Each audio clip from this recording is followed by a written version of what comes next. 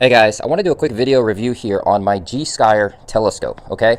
I've been using this for about 2 years now, and I really like it. I'm not a professional stargazer or astronomist. I just do this for fun as a hobby. I actually got this as a gift, and it's something that me and my family, we like to come out and look at the moon and look at the stars and just learn and play. And this is a really great introductory to novice telescope, all right?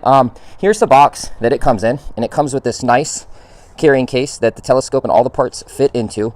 And the model that I have that you're seeing here is the 70400 model.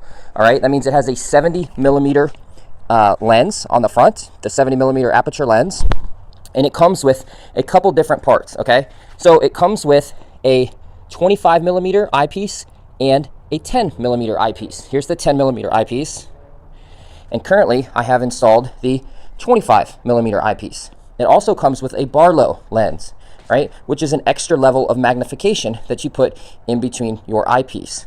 Now, these little screws on the telescope, here, here, here, and here, these are locking screws. If anyone who's used a telescope before knows, sometimes it can get a little shaky. So once you find what you're set on, you lock in these pieces, and that helps center and stabilize your entire unit. This is the spotter scope, okay? I highly recommend you use the spotter scope first. It's not going to be nearly as strong of a magnification, and that's going to allow you to find often and you can fine-tune it with the larger, more powerful zoom of the Gskyer. This is the lens cover here. You can remove the front cap for a focused picture or remove the whole thing.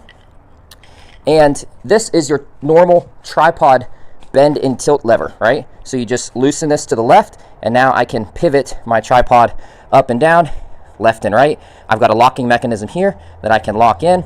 Now, one of the cool things about this is this particular telescope allows you to aim your telescope all the way up.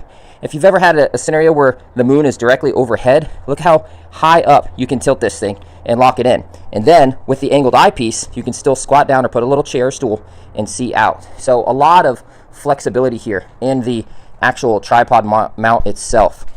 One of the other cool things about this is that it comes with a cell phone adapter.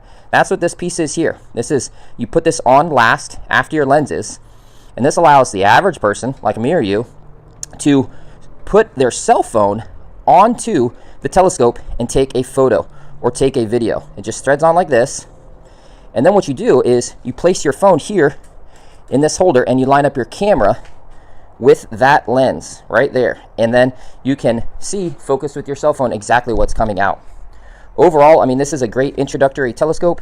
Comes with a remote control, comes with a lens cloth. These are your carrying cases for the various lenses, and here are the different ways that you can set up the telescope. You can mix and match your different magnification lenses with the Barlow lens to, depending on if you're looking at something like the moon or if you're looking at something like a planet that's really far off.